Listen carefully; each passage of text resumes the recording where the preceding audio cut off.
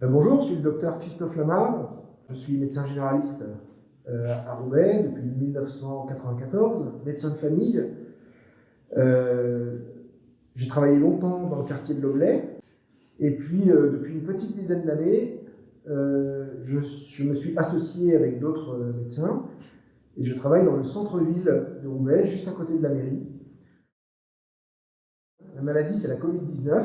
Le virus est un coronavirus et qui déclenche une maladie respiratoire, mais pas seulement, avec beaucoup d'autres symptômes, notamment des symptômes neurologiques, dont on ne sait pas tout et dont les conséquences complètes sont encore inconnues. Hospitaliser plus de 10% d'une population, d'un groupe de personnes en même temps, ça n'est pas possible. Les capacités du système de soins vont être débordées et ne pourront plus absorber les autres maladies que le Covid.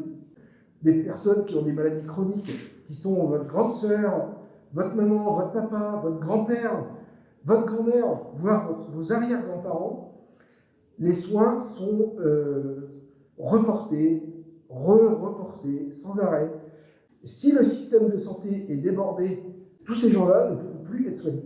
Donc il y a absolument besoin de reprendre les soins de manière normale pour les gens qui ont des maladies graves et chroniques et qui sont très très nombreux à Roubaix. Il faut se protéger pour pouvoir laisser la place aux gens que vous connaissez qui sont malades ou à vous-même. On peut transmettre la maladie à quelqu'un 48 heures avant d'avoir le premier signe de la maladie, qui en général est une fatigue, des petits frissons, des courbatures et un petit peu de mal de gorge. Alors la base de la protection, donc pour vous protéger vous et vos proches, c'est le lavage de mains et le masque. Qui dit lavage de mains dit qu'il faut éviter de toucher à la fois les objets et surtout les gens. Les objets peuvent rester porteurs de postillons ou de sécrétions humaines pendant plusieurs heures. Donc en fait, si on n'a pas besoin de toucher les choses, on ne les touche pas. Et surtout, on évite de toucher les autres.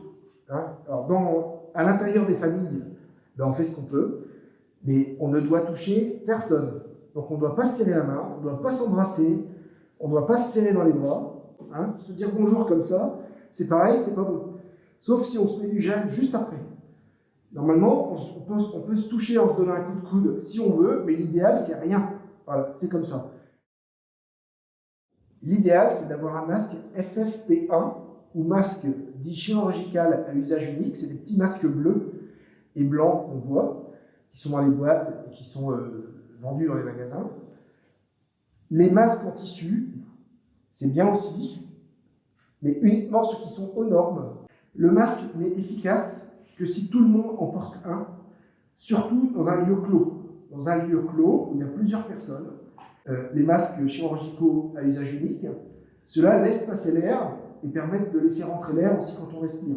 Ces masques-là, chirurgicaux, ce qu'ils retiennent, c'est les gouttelettes d'humidité qui contiennent des particules virales.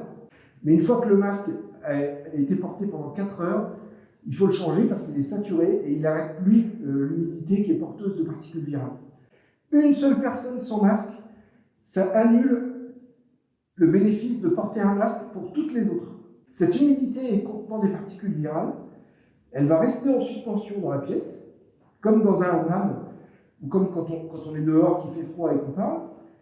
Et quand on porte un masque qui n'est pas hermétique comme un FFP2, en fait, cette humidité, elle va passer sur les côtés du masque et on va la respirer.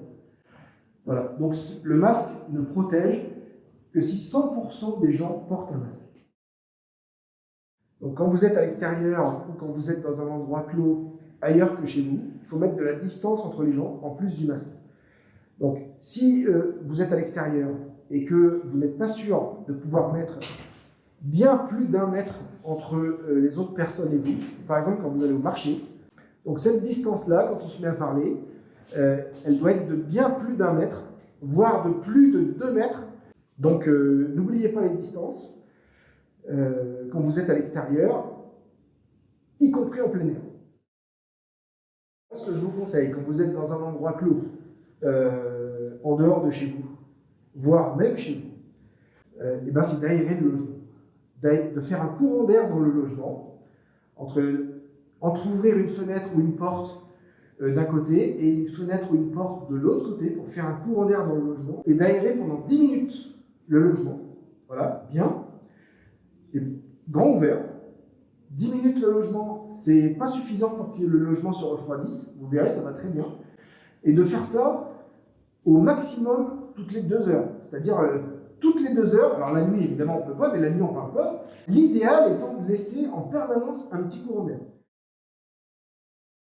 Alors pour les fêtes, ceux qui les font, ce que je vous conseille, c'est de les passer en famille, de faire une soirée